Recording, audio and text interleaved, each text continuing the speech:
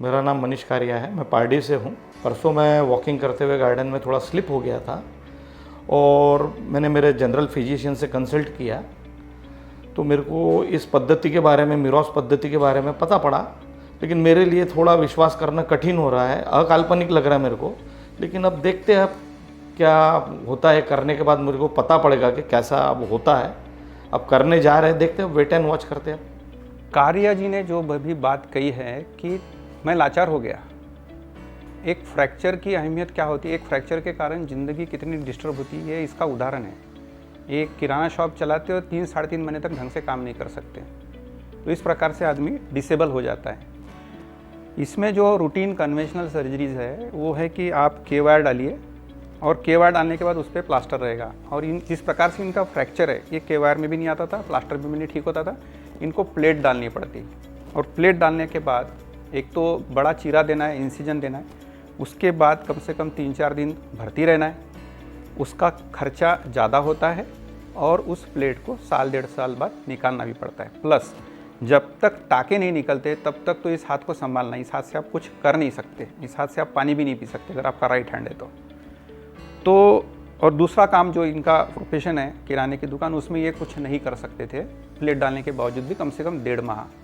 तो इस समस्या के बारे में कुछ लोगों ने सोचा, और जब किसी चीज़ के बारे में सोचते हैं तो उसका हल तो ईश्वर दिला ही देता है। तो ये इसका हल है। ये this is known as a MIROS, ये मिरॉस कहलाता है, जिसका फुल फॉर्म है मिनिमली इन्वेजिव रिडक्शन ऑस्टियोसिंथेसिस। इसके जो करता धरता है, जिन्होंने इसे खोज के निकाला, जिस पर इन्होंने रिसर्च किया, वो है डॉक्टर मारियो टांगारी, इटली से। उन्होंने ये एक छोटा क्लैम्प डिवाइस किया और कुछ वायर्स डिवाइस किए।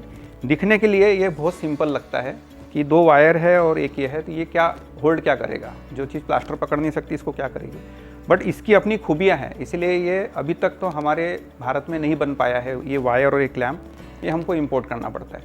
अब इसकी खूबी ऐसी है कि आप अगर देखेंगे, वायर की जो एंट्री होती है, पेन की नोक जो होती है, उतना खाली इनका एंट्री है और वहाँ से पूरा अंदर तक गया है और बाहर लाके इसको टेंशन दे दिया।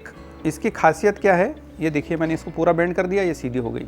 ये तो जब हड्डी के अंदर इसको बेंड करके डालते हैं, ये जब अंदर जाके सीधी होती है तो हड्डी को अपनी जगह ला लेती है खुद ब खुद। और इससे ये जो क्लैम्प है इस प्रकार बनाया गया है कि इसके अंदर का जो टेंशन है वायर का, उसको बरकरार रखता है, खींच के रखता है। उस वजह से हड्डी जगह पे रहती है। चूँकि हम कोई चीरफाड़ नहीं कर रहे, कुछ नहीं कर रहे, इसलिए पेशेंट तुरंत काम पे लग जाता है। उसको दर्द भी प्लेटिंग की अपेक्षा कम रहता है। और काम जितना किसी भी चीज़ को, जैसे आपने प्लास्टर भी लगा दिया, अगर प्लास्टर में हाथ 1.5 महीना बंद रहा तो क्या हो जाएगा, हाथ दुबला हो जाता है। बहुत सारे पेशेंट बोलते हैं कि साहब हाथ दुबला तो नहीं हो जाएगा, प्लस उसमें उतनी ताकत नहीं रहती है। इसमें चूँकि कारिया जी कल से ही काम कर पाएंगे, हम आपको बाद में दिखाएंगे।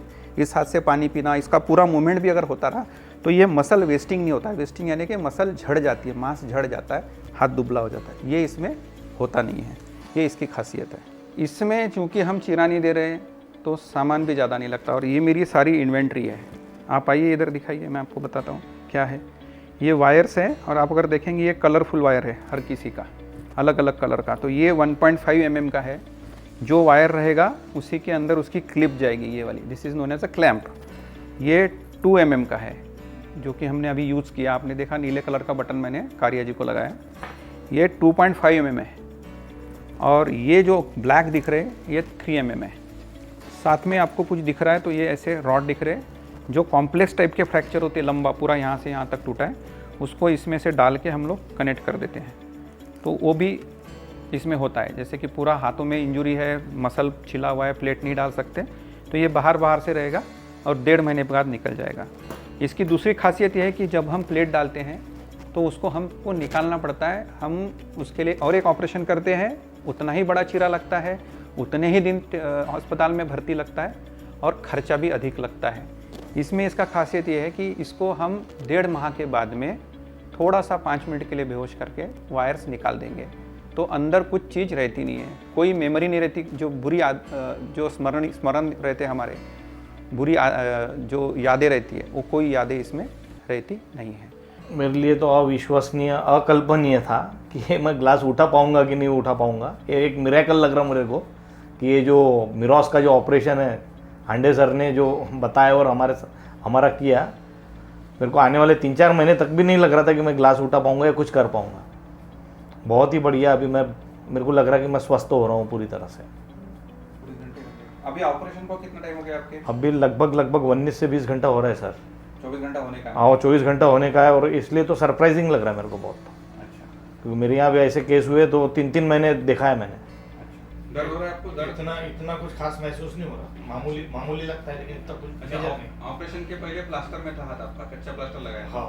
उसमें जो दर्द था वो तो सर मेरे को तब ऐसा लग रहा था कि मेरा हाथ ही नहीं पूरा खत्म से निकल रहा था। अच्छा, और अभी कैसा लग रहा है? अभी सर इतना कुछ भी मेरे को लग रहा है कि मेरे साथ कुछ हुआ ही नहीं, ऐसा लग रहा है मेरे को। बड़ी अब मामूली सा थोड़ा बहुत होगा। मामूली सा हो रहा है। अच्छा,